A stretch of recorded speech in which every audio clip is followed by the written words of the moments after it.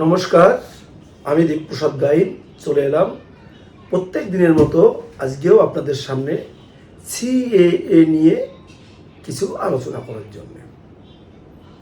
তো সিএএ কি? সিএএ হচ্ছে ভারতবর্ষের এই যে পার্লামেন্ট আছে সেই পার্লামেন্টে একটি বিল এনে আইন পাশ করা। এই আইনটি হচ্ছে নাগরিকত্বের আইন, সিটিজেনশিপ অ্যামেন্ডমেন্ট অ্যাক্ট। এই আইনের মাধ্যমে বাংলাদেশ, আফগানিস্তান এবং পাকিস্তান এই তিনটি দেশের থেকে বিভিন্ন সময় তারা ধর্মীয়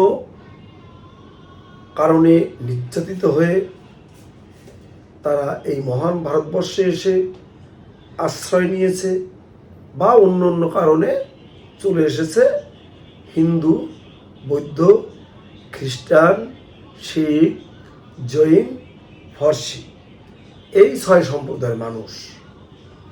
এই সিএএ আইনে বলা আছে এই 6 সম্প্রদায়ের মানুষ সেই দেশভাগের পরে বা আগে এই দেশে চলে এসেছে ধারাবাহিকভাবে। আসার পর তারা এখানে Aadhaar card, voter card, ration card, SC card, PAN card, ব্যাংকের বই, জমির দলিল, চাকরি বাকরি, পাসপোর্ট অনেক কিছুই করে নিয়েছেন এখানে। তো যারা এই ভিনদেশিরা এখানে এসে এই সমস্ত কাগজপত্র করেছে তাদের এদেশের সরকার সব কিছু ক্ষমা সুন্দর দৃষ্টি দিয়ে দেখে তাদেরকে বলেছে তোমরা সিএএতে আবেদন করো এবং সিএএ এর মাধ্যমে নাগরিকত্ব অর্জন করো। তাহলে তোমরা এতদিন পর্যন্ত যে সমস্ত ডকুমেন্টসগুলো তৈরি করেছো সব ডকুমেন্টসগুলো বৈধতা থাকবে। দেশের সরকার কোনো একটা ডকুমেন্টসও আপনাদের বাতিল করবে না। কিন্তু আমরা লক্ষ্য করছি কিছু কিছু ক্ষেত্রে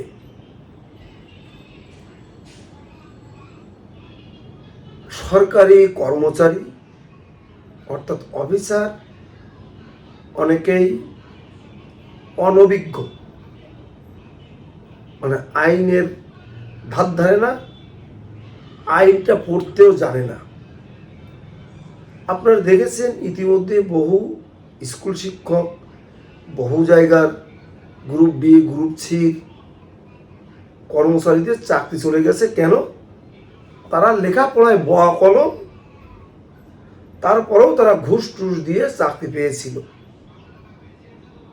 এরকম কিছু কিছু অফিসার কিছু কিছু অফিসে এখনো হয়তো থেকে গেছে, যারা পড়ালেখা জানে না, বোঝে না, আইনটা কি তাও জানে না। সেই কারণে তারা যখন এই সিএর সার্টিফিকেট নিয়ে কেউ পাসপোর্ট করতে যাচ্ছে, কেউ আপনার ভোটার তালিকায় নাম তুলতে যাচ্ছে, কেউ অন্নপূর্ণা করতে যাচ্ছে, অর্থাৎ বিভিন্ন সরকারি কাজে যাচ্ছে, তখন এই অনভিজ্ঞ অফিসাররা তাদেরকে বলছে এই সম্পর্কে আমাদের কোনো এখানে কিছু নোটিফিকেশন আসেনি। কিন্তু কিছু কিছু মূর্খ এআরও আছে, ভিডিও আছে, তারা 12টা ডকুমেন্টস দেখছে যে এই 12টা বা 14টা ডকুমেন্টস এইগুলোর একটা হলে ভোটার তালিকায় নাম উঠবে। তার উপরে যে বাই ন্যাশনালাইজেশন এবং বাই রেজিস্ট্রেশনের মাধ্যমে যারা নাগরিকত্ব পেয়েছে তাদেরও ভোটার তালিকায় নাম উঠানো হবে, এটা স্পষ্টভাবে লেখা আছে। এই মূর্খরা ইংরেজি লাইন দুটো পড়তে জানে না, যে কারণে এগুলো করছে।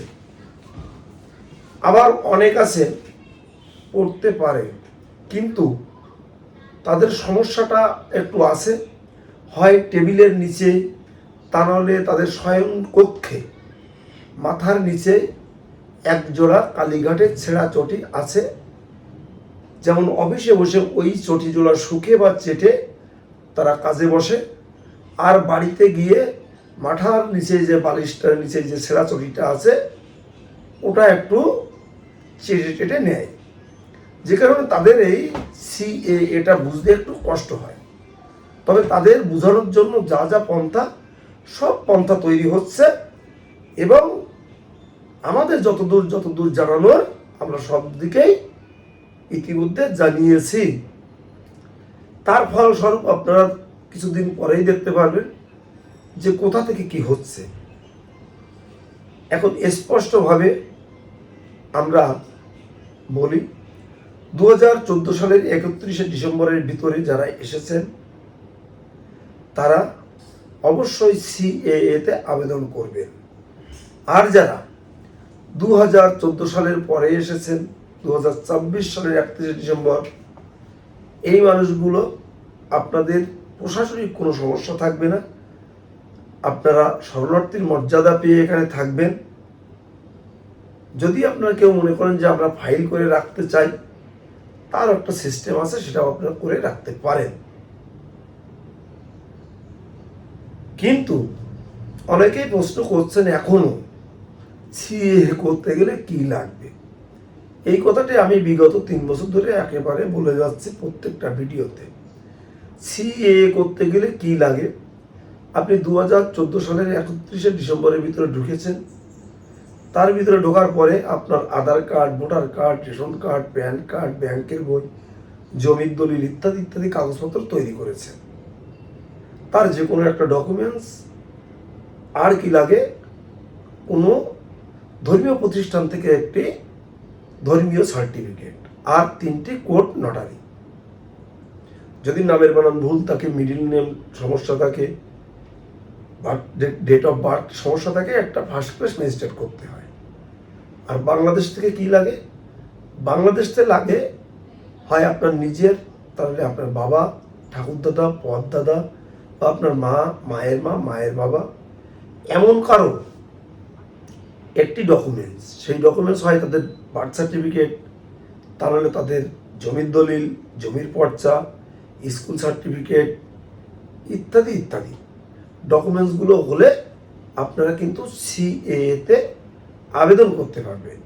আর এই সিএতে আবেদন করার পর আপনারা যখন নাগরিকত্ব পাবেন, তখন আপনারা দেখবেন যে আপনাদের জীবনটা সত্যি অন্যরকম হয়ে গেছে।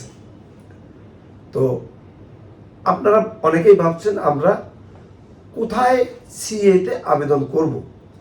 আজকে আমি আমার ফোন নাম্বারটি দিব না, তবু আমার ফোন নাম্বারটি বলে রাখছি। আমার ফোন নাম্বারটা 9804682324। আজকে আমি আপনাদের আমার এই ভিডিওর ডিসক্রিপশানে বা ব্যানারে একটি নাম্বার দিয়ে রাখবো। এই নাম্বারটি নিউ ব্যারাকপুর অনুপম সরকারের নাম্বার। তাদের একটি সিএ এর ক্যাম্প আছে। এই ক্যাম্প থেকে আপনারা নির্ভুলভাবে সিএতে আবেদন করতে পারবেন। আপনি আমাদের পশ্চিমবঙ্গের যে কোনো জেলা থেকে অনুপম সরকারের নাম্বারে ফোন করবেন, আপনাদের সিএতে আবেদন করার সার্বিক সহযোগিতা করে দেবে, কোনো চিন্তা নেই। তাছাড়া ভারতবর্ষে যে কোনো রাজ্যে থাকতে পারেন, আপনারা ফোন করবেন, কোনো সমস্যা নেই, সিএতে আবেদন করার সার্বিক সহযোগিতা করে দেওয়া হবে। উত্তর চব্বিশ পরগনার